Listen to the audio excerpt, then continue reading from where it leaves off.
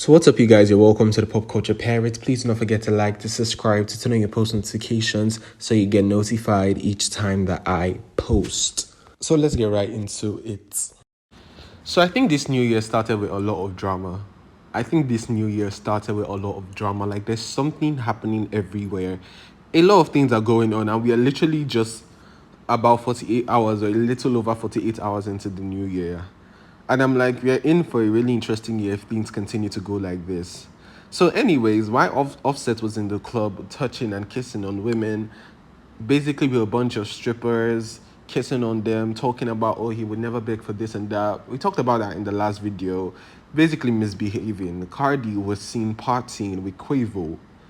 And when I saw that video, I was like, ooh, oh, that's exactly how you get your leg back on a man that continued to play in your face for 5-6 years, had 3 kids on you and still continue to play in your face. That's exactly how you get your leg back. That's how you do your big one on him. Although it's a little bit too late, I would have preferred if Cardi left this mess earlier, but I am happy to see that she's moving on pretty well. Like, she's genuinely moving on pretty well. And Offset, as usual, is mad and bitter. But I did not expect Cardi and Quavo to link up and basically dance on Offset's.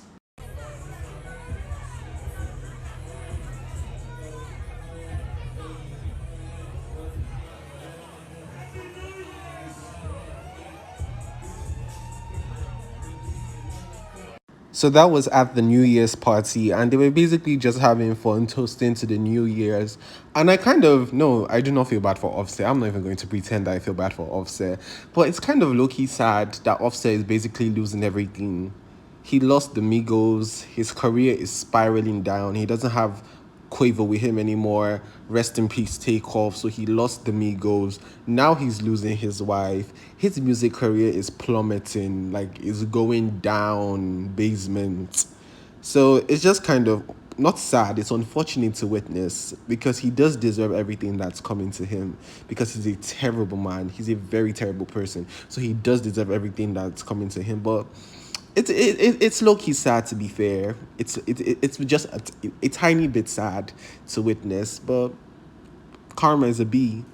Like I said in the beginning of the video, 2025 is off to a very crazy start. Because what do you mean Coi Leray is pregnant? And the baby father is Trippie Redd. If you don't know who Trippie Redd is, just go to his Instagram page. Go to his IG. And you will get that's why that's the most off thing ever. For you to allow Trippie Redd to impregnate you, to put his children in you, for you to have the title of Trippie Redd's baby mama. Like, I'm so effing disappointed in Coi. Like, I'm so disappointed. Of all people, to allow to make you a mother and you choose Trippie Redd. But then again, I'm not in the place to police anybody. I'm not in the position to police what anybody wants to do with your life.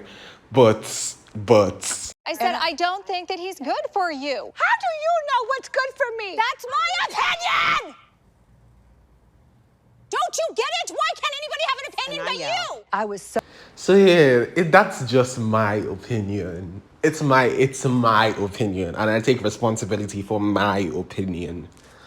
So it's officially confirmed that Nicki Minaj has earned the best-selling female rap album in the US for 2 consecutive years. That's 2023 and 2024. And I think what impresses me most is not just the fact that she's selling or that she's the best-selling or that she's the most streamed. I think it's the fact, or what I'm more focused on, is how long she's been in the game and how much work she had to do and how much she had to reinvent herself over time to keep the public interested in her for almost 20 years. Because I don't think we deep the fact that Nicki has been rapping since the year 2007. Like, the Barbz became a building fan base from the year 2007, and now we're in 2025. That's an 18-year gap. And Nicki has been the #1 female rapper, best-selling, most streamed, most successful, tour-wise and everything-wise since the year 2009. That's almost 17 years. Almost 17 years of being on top. And yet the public still wants more. The public still wants new music. The public still wants Nicki to reinvent herself. The public still wants Nicki to drop. The Barbs are still as invested and as loyal and committed to Nicki as they were on the first day. And that's why, in my opinion, instead of the girls hating on Nicki, they should take pages out of her book. They should rather learn from Nicki, because it's one thing to be hot for 2 years, it's one thing to be hot for 2 summers, it's one thing to drop bangers for 2, 3 years, and the public is so invested in you. But it's a completely different ball game for you to reign for almost 17 years, and not just reign in the sense that, oh, people are still listening, but to still be on top. So much so that whenever a female rapper debuts, they are always compared to Nicki. And they never compare them to the new girls who they claim are superseding Nicki. They never compare them to them. It's always Nicki, comparing them to Nicki Minaj, comparing them to Nicki Minaj. It's always Nicki. Oh, this is for the past 17 years, whenever a female rapper is gaining traction or is becoming successful, the conversation is, oh, she's the new Nicki, oh, she's the new Nicki, oh, she's the new Nicki. And that just shows you how, no matter what, there would always be Nicki and the rest of the girls. It will always be Nicki and the rest of the girls. The same way it's Michael Jackson and every single artist that's ever lived. Michael is just on top. So congratulations to Nicki for having the #1 best-selling female rap album for 2 consecutive years. We're super proud of you, Nicki, and we hope you're enjoying your break. So like I said earlier, this particular tweet about Nicki being having the best-selling female rap album for 2 consecutive years started a lot of drama. And here's my thing. Nicki was never going to get one or the other. If she was going to get a fan base as passionate or as intense as the Barbz, who are willing to beat people in real life because of Nicki, she was also going to get a fan base that was extreme to her. The Barbz were also, there's no way the Barbz would be as intense as they are and then be very lenient with Nicki. They're a very demanding fan base. They will always be demanding because that's just their nature. They are an intense fan base. So it was not going to be possible for Nicki to have them be so intense when defending her, but not request things on the same level that they defend her on. I hope that's clear. Like, if you're going to get a fan base that is going to ride or die for you like the Barbz, you're also going to get a very demanding fan base that is always asking for something.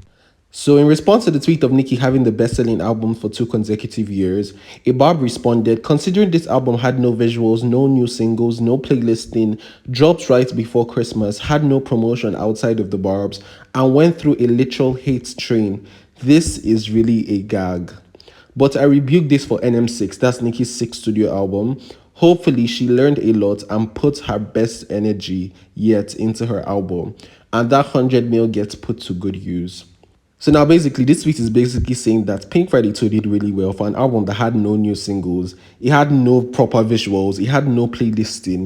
Nicki just dropped the album. Me personally, I view Pink Friday 2 as an album that was meant for tour. The primary purpose of that album was to go on tour.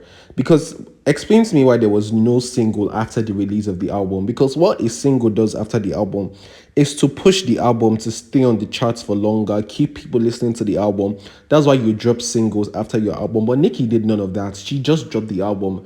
The visuals from the Pink Friday 2 album were probably one of her least visuals. I think the only proper music video we got was Super Freaky Girl. And compared to the standard of visuals that Nicki used to drop before this, it was an okay video. Because Nicki dropped videos like Chun-Li, Ganja Born music video. Nicki is impeccable with her visuals. That's why she won the Vanguard Award.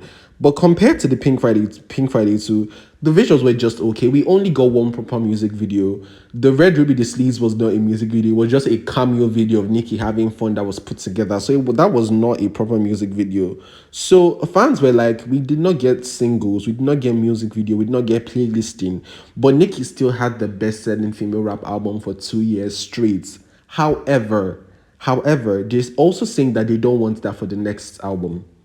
They do not want that for the next album. For the next album, we want, myself included, we want visuals, we want singles, we want playlisting, we want promotion, we want Republic Records to do their job, because the other artists that you're pushing are not even bringing in as much money as Nicki. Nicki just brought in over $100 million from tour alone. Literally over $100 million from tour. So obviously, with the next album, we expect you to invest more in this artist that is bringing you in so much money, even when you're not investing a lot. Even when you're not pushing her enough, even when you're not promoting her enough, she's still making you so much money. So for the next album, we are expecting a lot more investment, a lot more promotion, a lot more investment into music videos, because I think music videos are very important. We need playlisting, Republic Records. But you know what I just realized now? I think I was listening to Station Head one day with Nicki, and Nicki confessed something. She stated that Republic wanted to push singles from this album and she said no. And that is where Nicki pisses me off so bad. Like, what do you mean you said no to them wanting to push your album, Nicki? Like, it makes no sense. Like, I get that you're not crazy over the numbers anymore, but sometimes singles add, not even sometimes, all the time, singles add to the experience of an era. It adds to the experience of an album.